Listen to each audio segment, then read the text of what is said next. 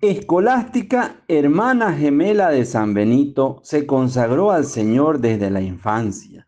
Vivió a la sombra de su hermano, padre del monaquismo occidental, y fue la primera monja benedictina y fiel intérprete de su regla monástica.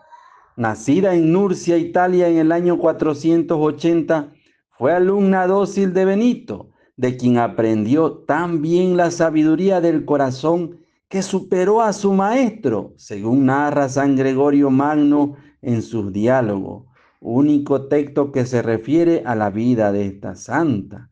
La vocación religiosa siguiendo las huellas del hermano.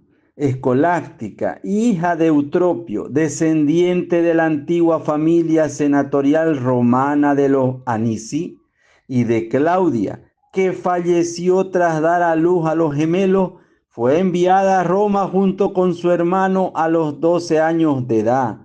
Ambos quedaron profundamente turbados al ver la vida disoluta que reinaba en la ciudad. Después de un tiempo, Benito se retiró para vivir como ermitaño.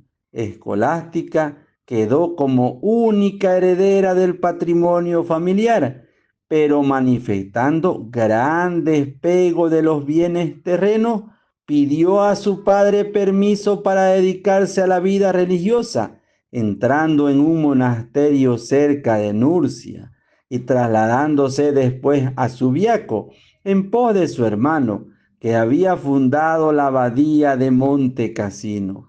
Allí, a solo 7 kilómetros de distancia, fundó el monasterio de Piumarola, en el que siguió la regla de San Benito junto a otras monjas, dando así origen a la rama femenina de la orden benedictina. La regla del silencio. Escolástica solía recomendar especialmente la práctica de la regla del silencio, evitando conversaciones con personas ajenas al monasterio, incluso si se trataba de visitantes devotos. Solía repetir: callad o hablad de Dios, porque ¿qué es en este mundo tan digno como para hablar sobre ello? Amaba hablar de Dios, sobre todo con su hermano Benito, con el que se reunía una vez al año en una casita a mitad de camino entre los dos monasterios. El desafío con Benito. Cuenta San Gregorio que en el último de estos encuentros, el 6 de febrero del año 543, poco antes de su muerte, Escolástica pidió a su hermano que prolongasen su coloquio hasta el día siguiente. Benito se opuso para no infringir la regla. Entonces Escolástica rogó entre lágrimas al Señor que no permitiese partir a su hermano. Enseguida, un inesperado y violento temporal obligó a Benito a quedarse, de modo que los dos hermanos pudieron conversar toda la noche. Sin embargo, la primera reacción de Benito fue de contrariedad. Dios omnipotente te perdone, hermana. ¿Qué has hecho? Escolástica respondió: yo he rogado y él me ha escuchado. Ahora sal, si puedes, déjame y regresa al monasterio.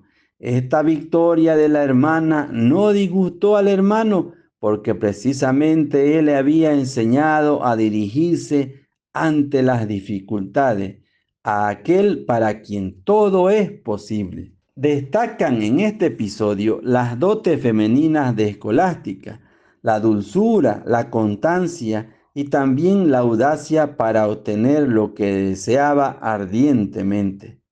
Unidos en Dios en vida y en la muerte.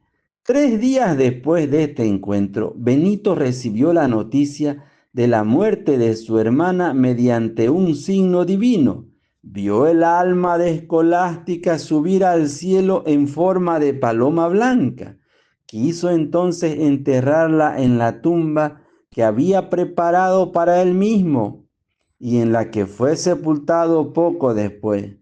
Como sus mentes habían estado siempre unidas en Dios, del mismo modo sus cuerpos fueron reunidos en el mismo sepulcro. Quien llega hoy, tras 15 siglos de historia, a la majestuosa abadía de Montecassino, puede vivir la emoción de encontrarse ante la tumba de los santos hermanos que fundaron una fecunda orden de buscadores a Dios. Pidamos a Dios que la vida de Santa Escolástica nos ayude, nos edifique, y así como ella decía que es mejor callar o hablar de Dios, así también nosotros, los cristianos católicos, que podamos dar testimonio, que si vamos a hablar, que sea para hablar de Dios, y si vamos a callar, que callemos y guardemos silencio para sentir la presencia de nuestro Creador. Amén.